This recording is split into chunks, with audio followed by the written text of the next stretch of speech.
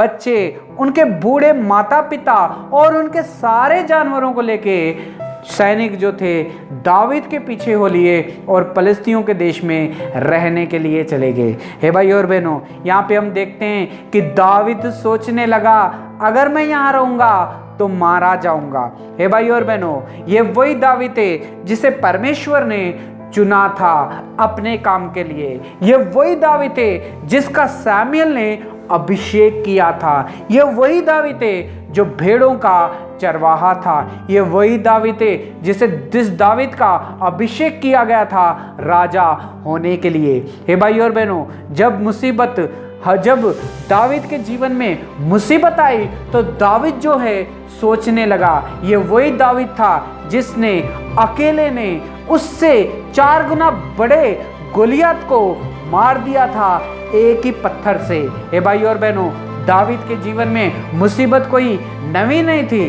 दावीद अपने बचपन से ही बहुत सारे मुसीबतों को देखते आया है, लेकिन वो परमेश्वर के ऊपर विश्वास करता था और हर मुसीबत को परमेश्वर ने जो है उससे बाहर निकाला। हे भाई और बहनों, गोलियत सबसे बड़ी मुसीबत थी इजरायलियों के लिए। वो 40 दिन और 40 रात इजरायलियों के सामने उन्हें ललकारता रहा कि कौन है जो मुझे हराएगा, कौन है मुझे हराएगा। सारे इजरायली जो है डर के पीछे हट गए थे, क्योंकि वो 4 गुना बड़ा जो था उन सबके सामने 4 गुना बड़ा था। हे भाई और बहनों, ये वही दावीद था।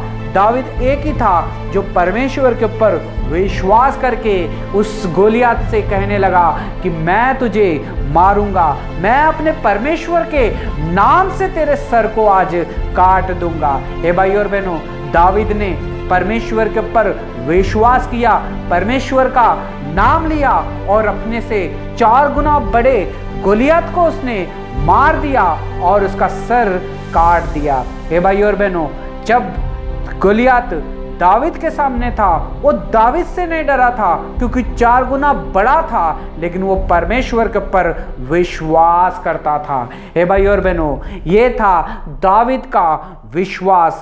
हे भाई और बहनों, परमेश्वर ने दावीद को इसलिए अभिषेक किया था क्योंकि आने वाले दिनों में वो राजा बनने वाला था। आने वाले दिनों में लोग उसके दास बनने वाले थे, वो किसी और का दास नहीं बनने वाले था। हे भाई और बहनों, लेकिन यहाँ पे हम देखते हैं कुछ दिनों के बाद, कुछ सालों के बाद जो दावीद जो है सोचने लगता है कि मैं यहाँ पे रहूँगा तो शायद मुझे एक दिन शाऊल मार देगा।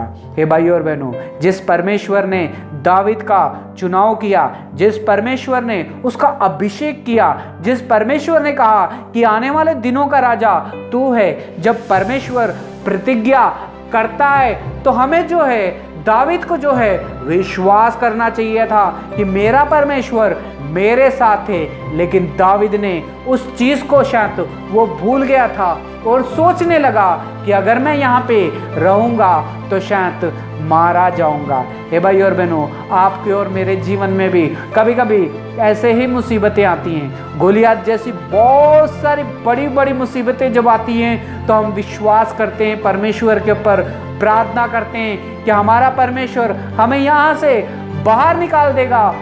और इस वचन को भी याद करते हैं कि कैसे गोलियत को दावीद ने एक छोटे से बच्चे ने हरा दिया था। इस वचन को याद करके हम भी आगे बढ़ते हैं और हमारी मुसीबतों से हम लड़ते हैं और वो मुसीबतों को भी हरा देते हैं। लेकिन कभी कभी हमारे जीवन में छोटी सी मुसीबत होती है तो हम उसके सामने जाके सोचने लगते हैं और डर जाते हैं और कहते हैं शायद मैं अब हार जाऊंगा, शायद मैं इससे लड़ नहीं सकता।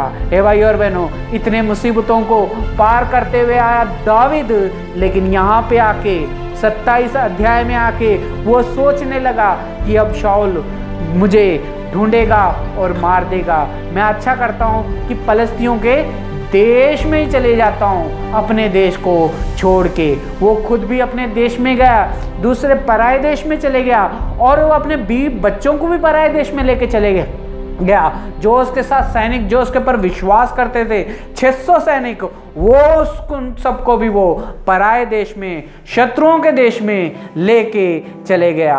हे भाई और बहनों, वहां पे जाके आकीश से मिला, आकीश से जाके उसने हाथ मिला लिया, आकीश के लिए वो लड़ने लग गया, आकीश के लिए वो युद्ध करने लग गया और आकीश को कहता है कि मैं तेरा अच्छा दास हूं, मैं तेरे लिए हमेशा दास बन के रहूंगा।